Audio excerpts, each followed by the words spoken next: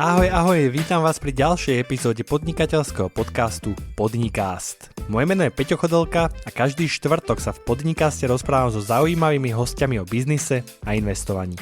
Budem rád za vašu spätnú väzbu a prajem príjemné počúvanie. Spoluzakladateľka a riaditeľka expanzie platformy Hit Horizons Monika Valentová. Monika, dobrý deň. Dobrý deň. Ďakujem veľmi pekne, že ste prijali pozvanie do Podcastu. Ja sa s vami chcem dnes porozprávať hlavne o tej expanzii a na začiatok mi možno povedzte, že prečo vôbec ste sa rozhodli expandovať? Tak v podstate tá myšlienka tej expanzie už začala tak nejaký druhý rok aktívneho fungovania Finstatu, a kde sme sa pozerali po nejakých zdrojoch, ktoré by sme mohli teda spracovať.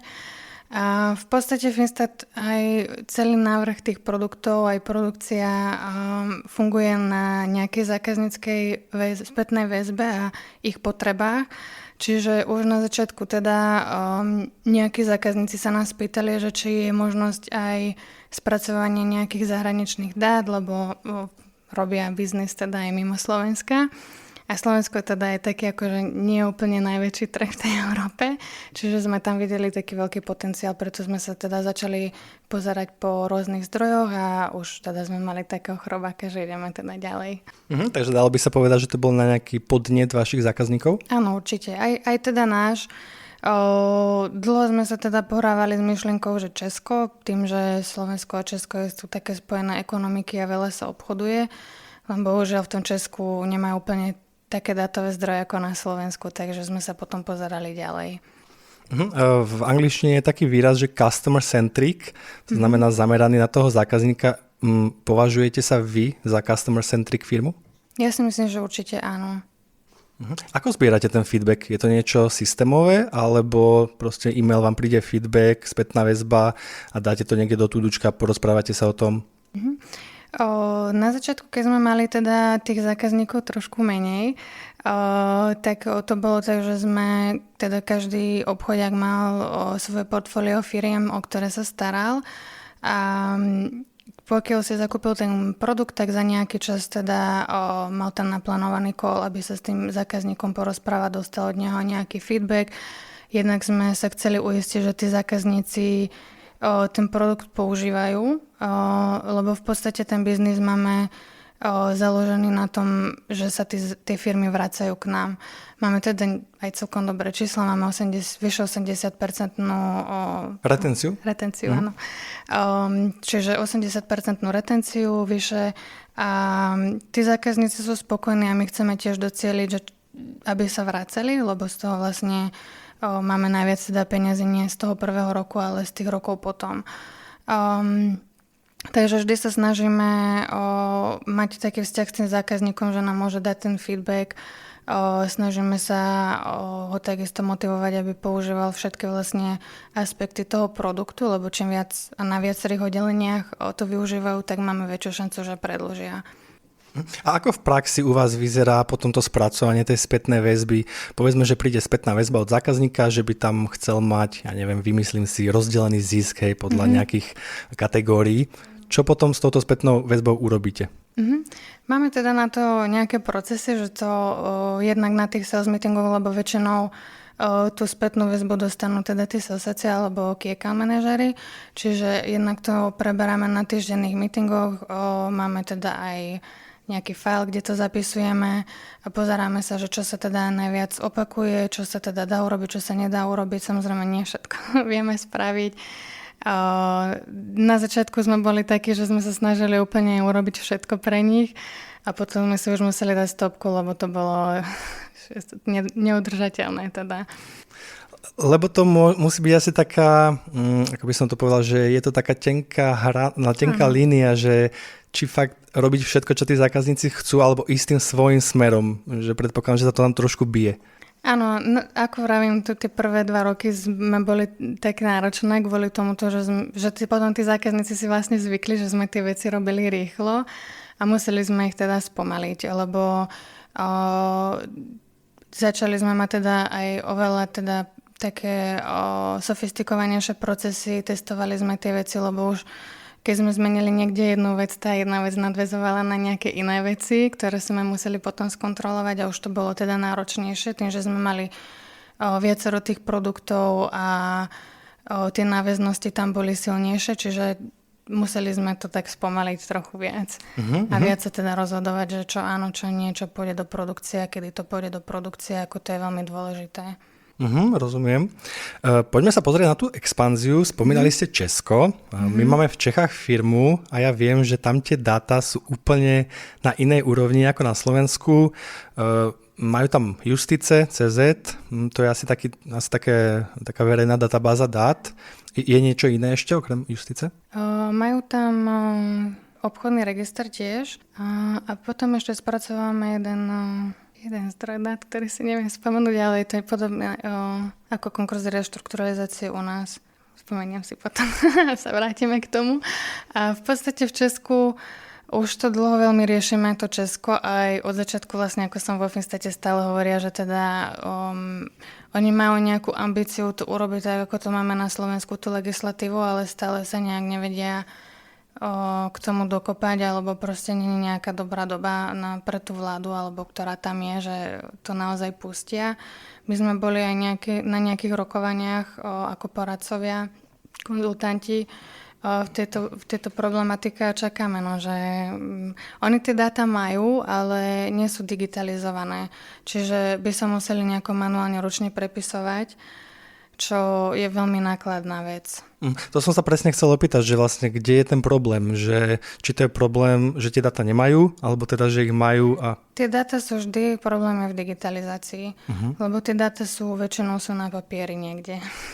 Lebo napríklad aj na Justice.cz, keď človek ide a zadá firmu, tak tam sú vlastne tie rozvahy, čo sú v PDF-kách. Áno. A vy tie PDF-ka napríklad viete nejako spracovať, alebo ich potrebujete mať digitalizované? Niektoré PDF-ka samozrejme vieme spracovať, tam je potom otázka, že či majú rovnakú štruktúru, lebo my máme na Slovensku napríklad tú účtovná závierka má nejakú štruktúru, potom máme tie mini účtovné závierky, ale sú v podstate dva typy, potom sú samozrejme IFRS, tie spracovávame ručne. Keď nemajú rovnakú štruktúru, tak potom ten stroj sa nedá nejak naprogramovať, že tu hľadaj niečo a tu toto zapíš. Čiže tam je vlastne ako keby ten problém. A nie len v Česku, ale v iných krajinách. Čiže aj keď tie dáta sú, oni musia byť v nejakej štrukturovanej forme. A Česko teraz, myslím, že tam máte v Hit Horizons Česko. Sú to možno skôr nejaké štatistiky o firmách a menej štatistiky priamo konkrétnych firiem? V Hit Horizons máme teda nielen pre Česko, ale pre vlastne všetky tie krajiny, čo tam máme, tak máme rovnakú štruktúru dát, ktoré nie idú až tak do hĺbky ako vo Finstate, ale v podstate máme tam informácie, ako sú napríklad tržby, čo je veľmi ťažké v Česku získať nejaký finančný údaj a veľkosť firmy, čiže takisto odvetvia, také základné údaje o firmy. Čiže dá sa nejako urobiť trhová analýza, prezrieť ten trh, lead generation takisto. A tie tržby už viete získať v Čechách, alebo teraz sú tam v Hit Horizone? Sú a kupujeme ich. Kupujete ich? Takže je to nejaká externá firma? Áno. Komerčný dodávateľ máme. Niekde sa to proste nedá získať od oficiálneho zdroju od štátu a tak to musíme nakupovať. Lebo ja keď idem na Finstat a mne mama, ktorá robí účtovníctvo mi mojej firme, podá účtovníctvo, tak ja to tam mám vlastne hneď. Áno. Ako hneď to tam vidím, aký bol obrat, aký bol zisk. Potom idem na Justice.cz, zadám si tam firmu a vidím tam rok 2017 posledný, že ako tam chýbajú reálne roky, takže ako diametrálny rozdiel v tých datách. Tak majú inú legislatívu, že nemajú povinnosť to nejako zverejňovať online, takže tie finančné závierky sa dajú nájsť, ale dajú sa nájsť v nejakej papierovej forme, dajme tomu. Mení sa to, alebo teda bude rásť taká situácia v Čechách taká, ako je na Slovensku? No ako tá ambícia aj motivácia oni majú, lebo to v nejakej forme to riešia, ale neviem, ako to je pre tú vládu dôležité.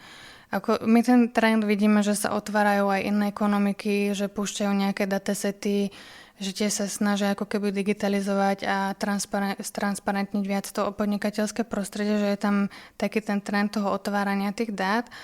A to Česko je také otázne, no ja už sa aj bojím k tomu vyjadrovať, lebo v podstate už Pred 8 rokmi, keď som nastupovala, tak sa hovorilo, že už na budúci rok, alebo 2 roky a je 8 rokov prešlo a situácia sa nezmenila. No.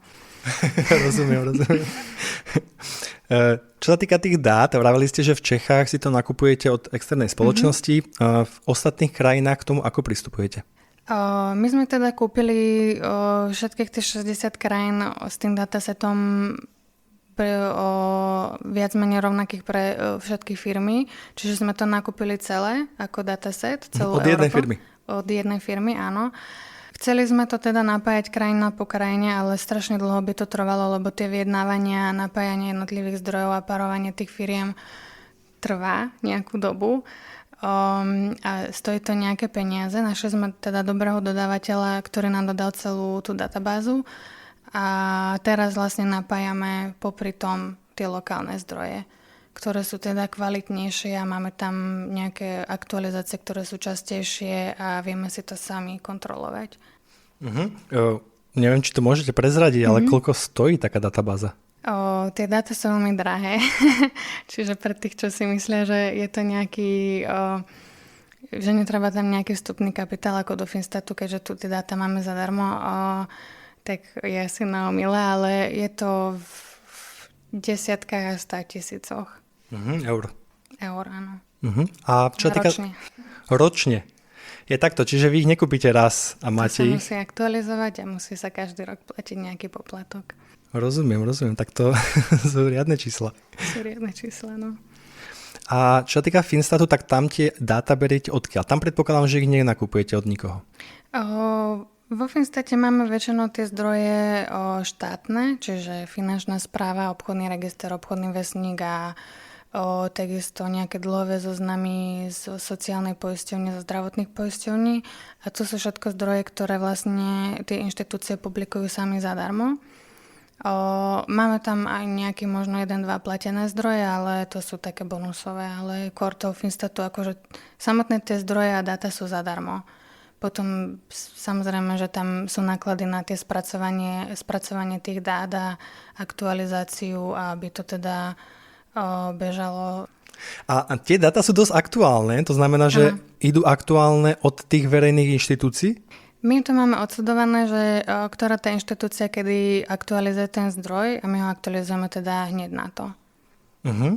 Takže to vlastne zoberete možno cez nejaké API a potom vlastne hneď to prebehne tá aktualizácia. Áno. Alebo vravím, že to niekedy v rámci hodín, ako by tam boli tie... Áno, v tomto sme veľmi rýchli, že sa snažíme to mať čo najskôr. Používajú nás teda aj nejaké advokátske kancelárie a exekútory, ktorí naozaj si potrebujú nejaké podania sledovať a tam je otázka niekedy hodín a majú tam nejaké limity, na ktoré musia odpovedať, čiže tie dáta musia byť aktuálne. Keď sa ešte pozrieme na tú expanziu, vy ste teda zakúpili dataset pre 60 krajín a plošne ste to celé spustili? Áno. A potom, ako vlastne chcete získavať tých klientov v jednotlivých krajinách? Budete to nejako lokalizovať? Budete robiť nejaký lokálny marketing? Alebo aká je tá stratégia? Čo sa týka marketingu, tak my sa snažíme ísť takou cestou nejakých spoluprác. Čiže píšeme nejaké odborné články, publikujeme naše analýzy a snažíme sa teda, aby nás nejaké lokálne médiá, ktoré sa zaoberajú tematikou biznisu alebo podobne, nás nejako vypublikovali, aby sme sa tak odborne dostali do toho povedomia. Čiže neplatíme si zatiaľ nejaké také reklamy. Ako niečo sme skúšali malinko na LinkedIne teraz a urobili sme si teda aj LinkedIn pod stránku firemnú. Konečne my sme sa teda tým sociálnym médiám trošku tak ako bránili, alebo sme s tým bojovali, že teda, či to má zmysel, či to nemá zmysel a teda sme si urobili aspoň LinkedIn. Čiže snažíme sa ísť takou nejakou odbornou cestou s tými odbornými médiami a našimi článkami a analýzami. A samozrejme máme tam nejaké ako aktívny obchod, aktívnu akvizíciu rozbehnutú tiež. Takže aj aktívne oslovujete firmy. Áno, ale veľmi veľa... Teda 80% tých lídov, čo nám príde, že si nás tá firma normálne vygoogli a napíše nám, že majú záujem o toto, že či to máme. A potom ten Hit Horizons máte na doméne pre každý štát, alebo máte .com a všetko spolu? Máme .com a máme nakúpené teda tie domény v celej Európe. Takže vlastníte ich a ich nejako redirektujete, alebo? Ani nie, väčšinou chodia na to hidhorizons.com, lebo aj tak väčšina chodia teda z Google, že sa tam prekliknú rovno. Takže keď väčšinou už boli na našej stránke, tak vedia, že hidhorizons.com. Nebude to možno problém v niektorých krajinách, že to je ten .com doména, že by tam možno bola lepšia tá lokálna doména? Napríklad také Maďarsko ma napadá, ja viem, že oni si potrpia na tú svoju doménu. Ak to budeme v tom vidieť problém, tak to môžeme potom redirektnúť. Ako tie domény nakúpené máme. A je to potom preložené v každom jazyku? Máme to zatiaľ v angličtine. Všetko celé v angličtine. A budete to prekladať do ďalších jazykov? Nevyzeráte moc nadšenie. Ono je s tým akože strašne veľa roboty. Lebo my tam máme skoro 80 milión podstránok. Lebo každá firma teda v databáze má svoj profil a má tam viacej teda záložiek. Čiže by to bolo ako veľmi komplikované. Možno ak začneme niečím tak nemčinou alebo takými nejakými veľkými jazykmi a budeme to možno prekladať, keď tam budeme mať nejaké dáta z lokálnych registrov napojené, že tam budeme mať teda podobne niečo ako Finstat. Ale asi v tomto kroku nie, lebo bude to veľmi nákladné a náročné. Čo sa týka tých krajín, boli nejaké krajiny, kde ste proste nepochodili, kde ste nevedeli získať tie dáta? Keď sme v podstate riešili hľadanie tých lokálnych alebo teda tých štátnych registrov v krajinách, tak mali sme problém a tam sme vlastne, preto sme kúpili celú tú databázu od komerčného dodávateľa s Nemeckom, lebo v podstate tam nás nechceli nejako, tá komunikácia bola veľmi slabá, aj nechceli nám odpovedať, nechceli nám to predať, nechceli nám dať prístupy, takže tam to bolo. Oni si dosť dáta držia, aj čo sa týka GDPR, tak sú veľmi prísni, takže tam je to taký špecifický trh asi. A vás možno, keď hovoríte o tom GDPR, ovplyvnilo nejako GDPR, že museli ste niečo meniť? Áno, veľmi. Keď teda vlastne prišla tá legislatíva do platnosti, tak samozrejme veľmi veľa firiem tým nejako trpelo. My sme boli teda jedna z nich, hlavne kvôli tomu, že na Finstate máme otvorené, ako keby sme jediná firma, čo to má otvorené z tej konkurencie, väčšinou sa musí človek prihlásiť a má tam tie dáta. Čiže tí ľudia sa nám sťažovali už predtým a po GDPR sa teda sťažovali, že mali ešte iný dôvod sa sťažovať. A jednak to bolo finančne veľmi náročné, čiže tam to bolo zasa v desiatkách tisícoch, aby sme si vypracovali nejakú dokumentáciu, každý zdroj museli zdokladovať, robili testy proporcionality a trvalo to ako intenzívne rok. A tým, že sme boli taká firma, že aj ten úrad nás dosť riešil a my sme sa teda snažili s ním spolupracovať a boli tam také otázky, ktoré sme nevedeli ani my, ani oni. Takže sme tak nejak sa snažili vzdelávať tie iné firmy, organizovali sme aj nejakú konferenciu na túto tému.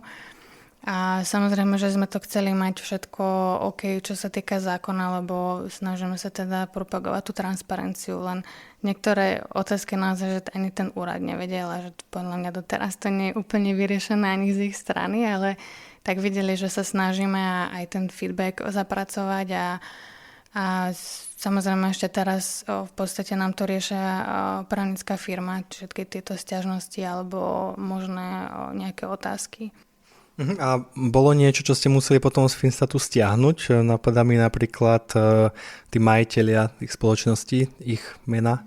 Bolo a toto nebola jedna z vecí, ktoré sme stiahli, lebo v podstate ako keď si zakladáte firmu, tak sa stávate právnická osoba, čiže nie ste fyzická osoba, čiže tam treba s tým rátať, že nejaké informácie o vás budú zverejnené.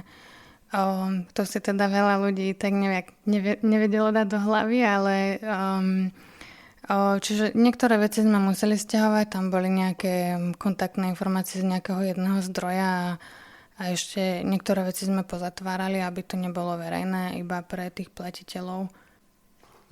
Dostali ste možno nejakú pokutu?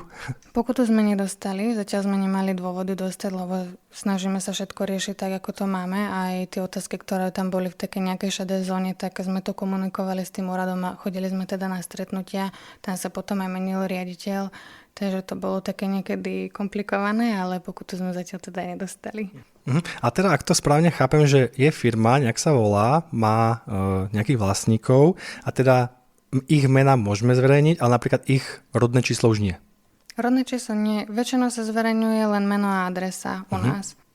A to je povolené? To je povolené. Keď hovoríme o tom zverejňovaní, možno taká otázka trošku mimo, ale píšu vám ľudia a majiteľia firiem, že nechcú byť zverejnení na Finstate? Áno, píšu.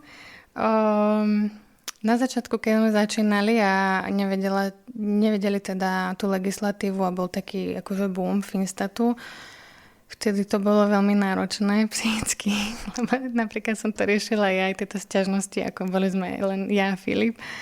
Takže boli tí ľudia veľmi nepríjemní a nevedeli si dať nejako vysvetliť, že tie dáta už zverejnené sú, lebo oni ich teda nenachádzali na tom obchodnom registri, ale nachádzali ich u nás a sťažovali sa u nás a bolo im to veľmi ťažké vysvetliť, že my, aj keď ich zmažeme, oni stále budú na tom internete a stále si tí ľudia budú môcť pozrieť, koľko tá firma zarába alebo kde bývajú, že tie informácie sú už tam, že my ich len ako keby spracúvame ďalej.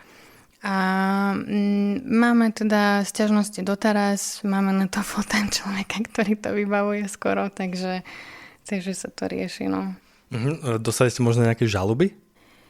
Dostali sme nejakú, tuším, že predžalobnú výzvu, ktorú samozrejme nemala nejaké ani odôvodnenie reálne, ani sme sa toho nebali, lebo sme nič neporušovali. Samozrejme máme teda právnickú kanceláriu, ktorá tieto veci rieši. Lebo presne ako hovoríte, že vlastne tie dáta tam sú, ale na tom Finstate fakt ako tam, keď si klikne na tú firmu, je to všetko krásne vizualizované, takže viem si predstaviť, že niekto, kto podnikal pred 15 rokmi a bol taký trošku anonymný, zrazu je tam na tom Finstate a musí mu to trošku vadiť. Áno. Samozrejme, že presne títo ľudia, vadí im to, že sú tam oni, ale nevadí im to, že si môžu pozrieť potom iných ľudí. Konkurenciu, hej. Už sme mali akože veľakrát, no, že nám takto povedali. A niekedy si kúpili aj potom neskôr náš produkt. Že sa sťažovali a skončili našimi zákazníkmi. Kto si kúpi váš produkt? Povedzte mi, že kto potrebuje mať dlhodobo prístup do takto spracovaných podrobných dát? Tak môžeme to tak rozdeliť Finstat a Hit Horizon zákazník. V podstate na tom Finstate alebo všeobecne u nás je zákazník firma, ktorá robí v B2B biznise, čiže má nejakých obchodných partnerov. B2C väčšinou nemáme. Máme málo, ale core biznisu je teda B2B, čiže má človek nejakých obchodných partnerov, tých si jednak musí buď vyhľadávať, alebo si ich musí kontrolovať.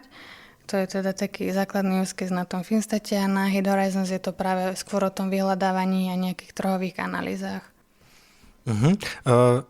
Vy ste hovorili, že 80% retenciu máte, ale predpokladám, že sú aj firmy, ktoré si to zaplatia, vytiahnu si odtiaľ tie dáta a potom to zrušia.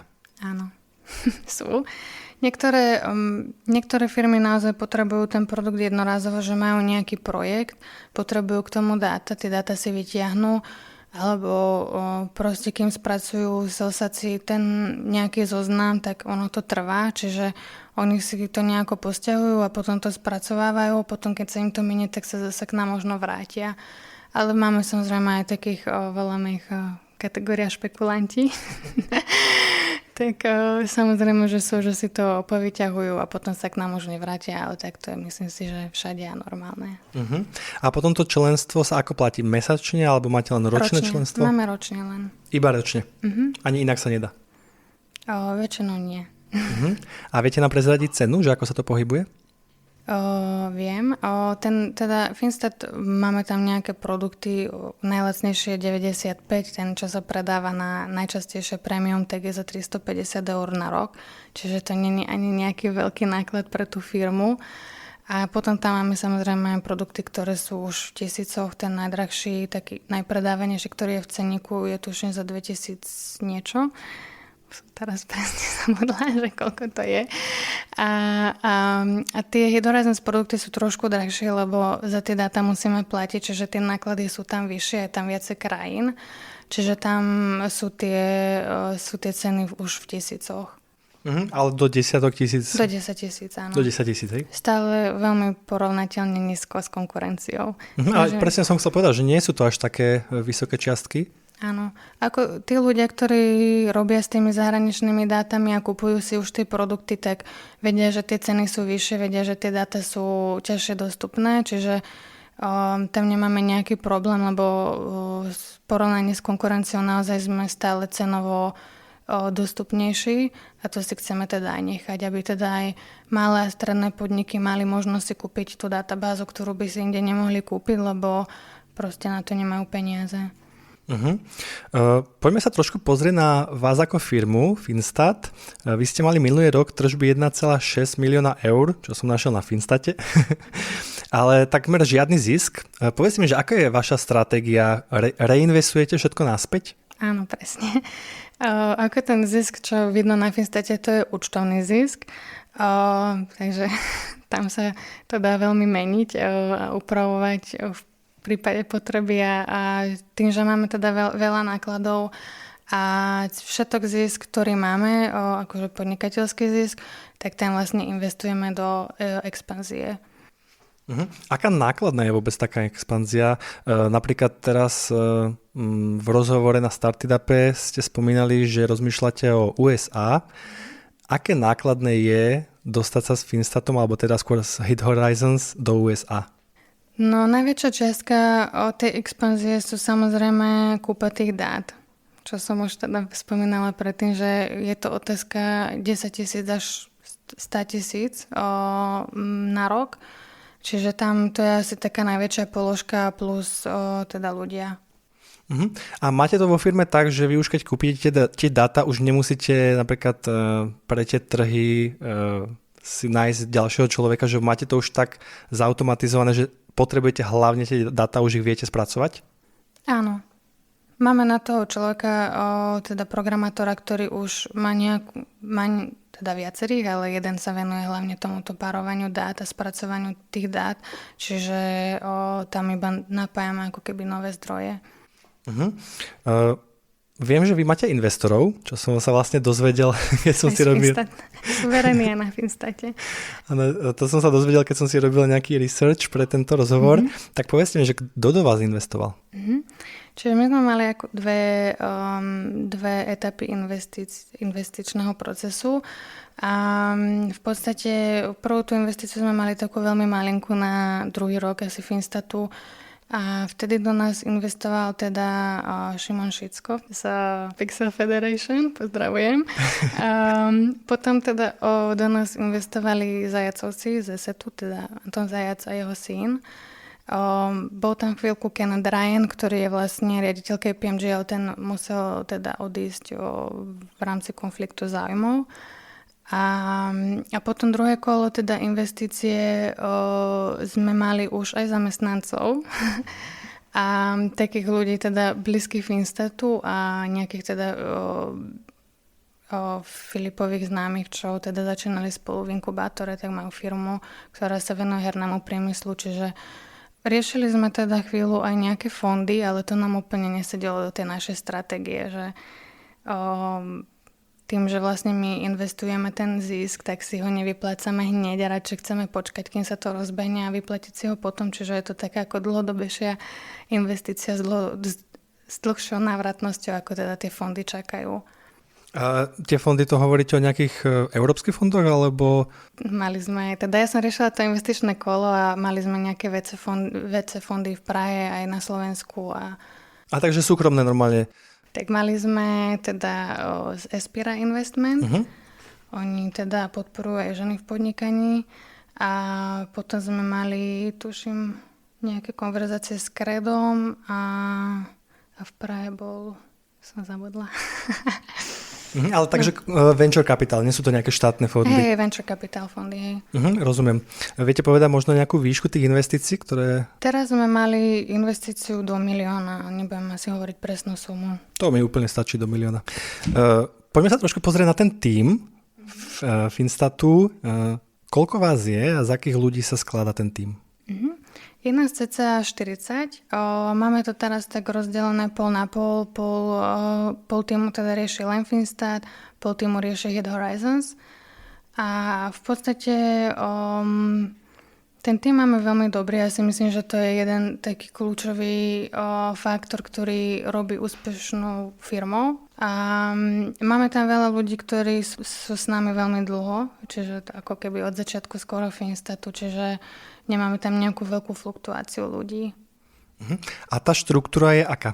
Máme teda veľkú časť týmu sú IT ľudia, programátori a ďalšia časť týmu sú sales a customer support. A potom tam máme také funkcie ako produktové, nejaké spracovanie dát, testovanie a podobne, marketing už. A potom nejaký manažment? Tak väčšinou tí manažery sú v rámci týmu, teda že majú nejakú funkciu, že sú salesáci alebo ITčkári a sú aj manažery. Ako by ste definovali vašu firemnú kultúru? Firemnú kultúru? Tak tú firemnú kultúru sme teda začali tvoriť ja s Filipom. A ja som sa teda snažila vytvoriť kultúru, kde by sa ľudia cítili dobre, lebo ja si myslím, že keď je šťastný zamestnanec, tak vtedy sa dobre robí v tej firme a potom aj šťastný zákazník, že je to cítiť.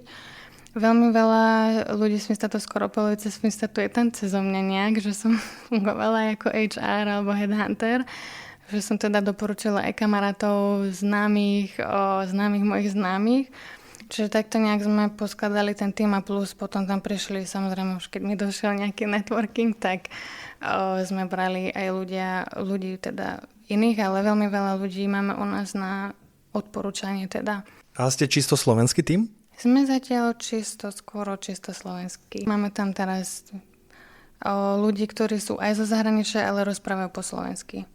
A potom pri tej expanzii není mať lepšie aj z tých zahraničných, napríklad v tých salesácích, že tí obchodníci není lepšie mať práve toho natívneho obchodníka? Je to určite lepšie. Máme teda kolegu, ktorý je z Belgicka, čiže hovorí aj po francúzsky, aj po nemecky, a aj po slovensky. A čiže máme tam zase ľudí, ktorí vedia tie jazyky dobre, ale nie sú teda native speakery. A je to možno taká nejaká, že súčasť tej vašej kultúry, tej vašej DNA, že chcete byť rídzo slovenský tým? Ja som otvorená tomu, že zoberieme aj nejakých zahraničných. Filip asi ešte úplne nie, lebo zas on až tak po anglicky nevie, aj keď vie, ale hovorí, že nevie až tak. Čiže mu to je lepšie po slovensky. A ešte sme sa asi nedostali do takého štádia, že naozaj by to bolo nevyhnutné, že zatiaľ sme si vedeli poradiť aj teda s našimi znalosťami toho jazyka. Uvidíme potom, ak sa nám možno rozbehne nejaký štát veľmi, tak potom budeme asi nad tým rozmýšľať, ale zatiaľ je to také veľmi komplikované a nákladné tam niekoho zamestnávať. A ste teraz v Bratislave všetci? Nie všetci. Máme teda, od začiatku sme mali programátorov na Mestove a máme ešte jeden office v Žeri nad Hronom a mali sme jeden v Košiciach, lebo sa tam presťahovali vlastne ľudia z Bratislavy. A máte nejakých aj remote ľudí? No teraz po korone, áno. Tak ja som väčšinou remote a mám akože teraz to máme tak, že veľa ľudí robí z home office a keď chcú, tak prídu sa socializovať do kancelárie. Ja viem, že keď náhodou niekto toto počúva v Košiciach, že či môže sa hlásiť ku vám do firmy. Určite. Super. Povedzte mi, ako pracujete s cieľami? Máte nejaké zadefinované KPIčka alebo skôr idete na to tak pocitovo? Máme už, samozrejme. Čo sa týka tých nejakých sales cieľov alebo tržieb, kde by sme sa chceli dosiahnuť pri tej expanzii, je to niekedy ťažké určiť, lebo v podstate tam úplne nevieme odhadnúť, ten flow alebo príliv tých lídov a podobne, že tam je to ešte také nie až tak jasné, pri tom v Finstate je to viacej jasnejšie, lebo vieme už, aké máme čísla, tí noví zákazníci rastú v nejakej forme, samozrejme, že ten trh je už taký preplnený, čiže snažíme sa viac absolvovať tých nových zákazníkov, alebo teda starých zákazníkov. Čiže pri tom Hit Horizons je to trošku náročnejšie, že tie cieľe až tak úplne nemusia vždy sedieť. Teda prvý rok nesplnili sme tie cieľe, čo sme si dali, lebo to bolo príliš vysoké a teda nemali sme ten tým taký veľký, ako sme plánovali, že bude. Neviem asi konkrétne hovoriť čísla, ale tak mali sme trikrát menej, ako bol cieľ, ale s tým, že som teda tam bola sama aj na tom celom salesi a boli tam naplánovaní nejakí ľudia, čiže teda tú výšku toho cieľa by som sama asi nestihla ani sprocesovať. A čo to bolo? Bol to obrad? Alebo to bol obrad, bol to obrad. Takže to je vlastne vaše hlavné KPIčko. Nie len, ale áno, akože však aj tak investori sa všetci pozerajú na tie finančné ciele, čiže to je taký hlavný cieľ. Samozrejme potom máme ciele, ktoré sú spracovanie nejakých nových zdrojov a funkcií, takže tam to sú také iné ciele, akože ako firma, kde sa chceme dostať. Máte možno napríklad v cieľoch aj počet platiacich zákazníkov? Máme skôr tú retenciu si sledujeme, ale samozrejme na tom Finstate áno, lebo tam sa to dá tak nejak vypočítať na tom Hit Horizons. Určite máme, že toto je nejaký cieľ, kde sa chceme dostať. S tým, že vieme, že ešte ten druhý rok expanzie je to tak ťažko odhadnúť. Viete nám prezradiť nejaké čísla, že koľko máte platiacich zákazníkov, možno Finstat aj Hit Horizons? Na Finstate je tu už tuším 3-4 tisíc a na Hit Horizons teda máme do 100 platiacich zákazníkov. A čo napríklad taká návštevnosť Finstatu? Viete nám prezradiť? To by vedela asi kolegyňa. Neviem vám z hlavy povedať, či sa máme na to síce porady, ale to človek zabudne, takže to môžem dozistiť a poslať. Dobre. Tak doplníme do článku. Nie som pripravená technicky naraz. Nie, tak ako nie je to vaša úloha vo firme, že tie čísla riešiť, len tak zo zaujímavosti ma zaujíma. Ten návštevnosť sme mali akože na Finstate dobrú a tam nám aj rastla, teraz vlastne zavedení tých cookies, tak trošku museli sme zaviesť nejaké nové nástroje, aby sme to sledovali niektoré veci, asi ako každá firma, aj tie prekliky, aj tak ďalej, akože tú analytiku tých webov, že tam sa to trošku zhoršilo v tomto, ale myslím si, že už to do budúcna bude len rásť. Čo konkurencia? Predpokladám, že máte priamo konkurenciu. Čím sa odlišujete od konkurencie? Máme konkurenciu. My máme v podstate ten model aj na Slovensku, aj v zahraničí ako freemium model. To je asi taký najväčší rozdiel, že všetky tie ostatné weby sú zatvorené a dostanete tam prístup len pri prihlásení. My v podstate na Finstate to, čo máme zadarmo od štátu, dávame zadarmo aj ľuďom, nech si majú možnosť pozrieť tie firmy a nech majú teda jednoduchší prístup, ako sa prihlasovať do jednotlivých registrov. A potom ďalšia vec je, že teda sme cenovo dostupnejšie, že sme taká viacej flexibilná firma, rýchle, ktorá spracováva vlastne stále niečo nové, vymýšľame tam stále nejaké nové funkcie pre tých zákazníkov a vyvíjame teda s nimi tie produkty, takže myslím si, že v tomto je taký najväčší rozdiel. Monika, možno posledná otázka na vás. Aká je vízia Hit Horizon za 2-3 roky? Chcete byť po celom svete?